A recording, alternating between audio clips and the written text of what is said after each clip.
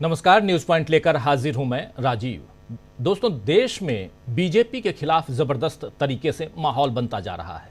कर्नाटक, तमिलनाडु, तेलंगाना, महाराष्ट्र, उत्तर प्रदेश, बिहार, मध्य प्रदेश, ओडिशा, हर जगह बीजेपी की तगड़ी घेराबंदी हो गई है। और वहीं इसके बीच कांग्रेस अध्यक्ष मल्लिकार्जुन खड़गे ने कांग्रेस के जिला अध्यक्षों को बता दिया कि अपनी विचारधारा को बचाने के लिए सत्ता कितनी जरूरी है। आपको याद होगा कि खड़गे ने कहा था कि 2025 का साल वो संगठन को मजबूत करने में लगाएंगे और इसी कड़ी में आज डीसीसी यानी डिस्ट्रिक्ट कांग्रेस कमेटियों के अध्यक्षों की एक अहम बैठक कांग्रेस ने की है और जिसमें राहुल गांधी भी मौजूद रहे और मल्लिकार्जुन खड़गे की अध्यक्षता में ये बैठक हुई है। बताया ये जा रहा है कि ऐसी बैठक करने का सुझाव प्रियंका गांधी ने दिया था ताकि कार्यकर्ताओं को मजबूती से जोड़ा जा सके। हालांकि आज प्रियंका इस बैठक में नहीं थी।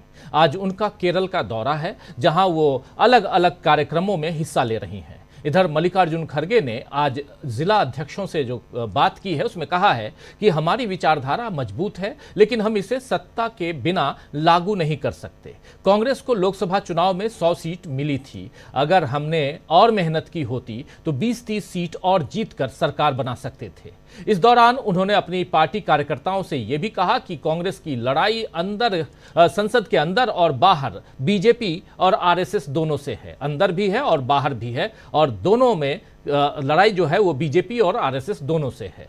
तो कांग्रेस बीजेपी और आरएसएस दोनों से मुकाबले के लिए नए सिरे से तैयार हो रही है।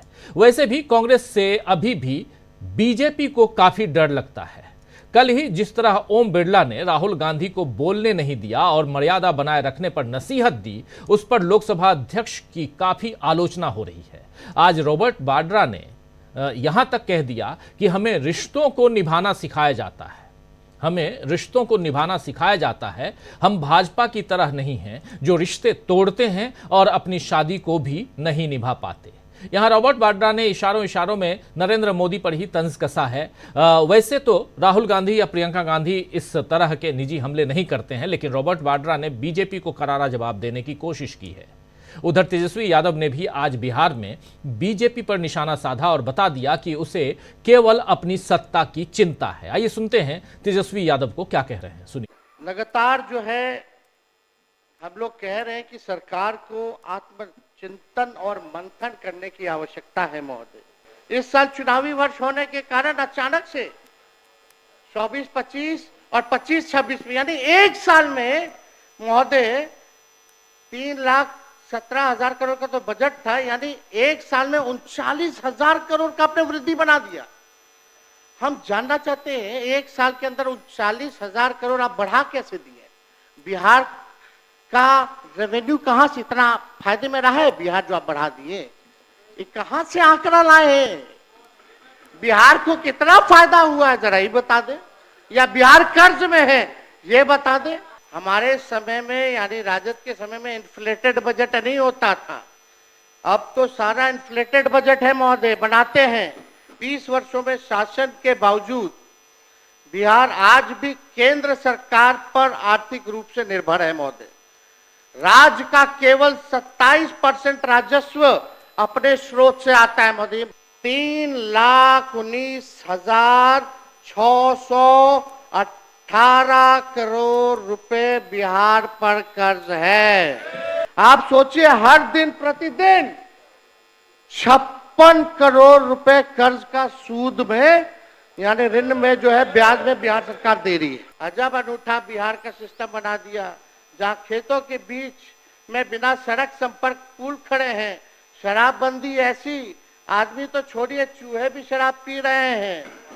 सीएम जिस रफ्तार से भाजपा के लोगों के चरणों में गिर रहे हैं, उसी रफ्तार से लगातार बिहार में पुल गिर रहे हैं, पर्चे लीक हो रहे हैं, अपराधी बेखौफ हैं, बेकसूर युवाओं पर लाठी बजाई जा रही है। मुख्यमंत्री को राष्ट्रगान के सम्मान की भी चिंता नहीं, लेकिन भाजपा को अपनी सरकार की बहुत चिंता है।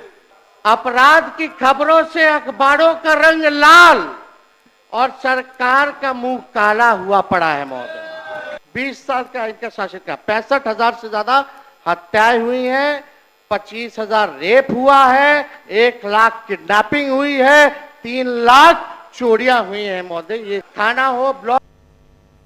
तो सुन रहे थे आप यहां तेजस्वी यादव को। तेजस्वी हर दिन किसी नए मुद्दे पर नीतीश कुमार की क्षमता पर सवाल उठाते हैं और बीजेपी की चालाकी का पर्दाफाश करते हैं। वैसे नीतीश भी अब बीजेपी की चालाकी को समझ ही रहे हैं। शायद तभी वो कल संजय जायसवाल के घर डिनर पर नहीं पहुंचे, जबकि बिहार एनडीए के तमाम दलों के नेता वहां इकट्ठे हुए थे। कल नीतीश ने अपनी नाराजगी दिखाई और आज उनके करीबी माने जाने वाले अधिकारी संजय हंस के घर ईडी पहुंच गई, जिसे बीजेपी के दबाव की तरह देखा जा रहा है। यही खेल बीजेपी छत्तीसगढ़ में भी कर रही है। पहले भूपेश बघेल के घर ईडी पहुंची और फिर अब सीबीआई आ धमकी, जिसके बाद भूपेश बघेल ने बताया है कि यह सब 30 मार्च को मोदी के दौरे की तैयारी है। वहीं 29 मार्च को अमित शाह भी बिहार पहुंच रहे हैं और चुनावी तैयारी को लेकर यह उनका पहला दौरा रहेगा। यानी बिहार पर अब बीजेपी ने काम तेज कर दिया है, लेकिन महाराष्ट्र, मध्य प्रदेश और उत्तर प्रदेश में बीजेपी अपने कारनामों से घिर रही है। मध्य प्रदेश में तो बीजेपी ने बेरोजगारी को लेकर बड़ी चालाकी दिखाई। उसने बेरोजगार की जगह युवाओं को आकांक्षी कहना शुरू कर दिया, जबकि राज्य में 30 लाख शिक्षित बेरोजगार हैं। इस पर कांग्रेस ने लिखा है, क्या कुछ लिखा है आइए जरा देख लीजिए। कांग्रेस का लिखना है कि मध्य प्रदेश की बीजेपी सरकार ने एक शॉर्टकट से बेरोजगारी खत्म कर दी।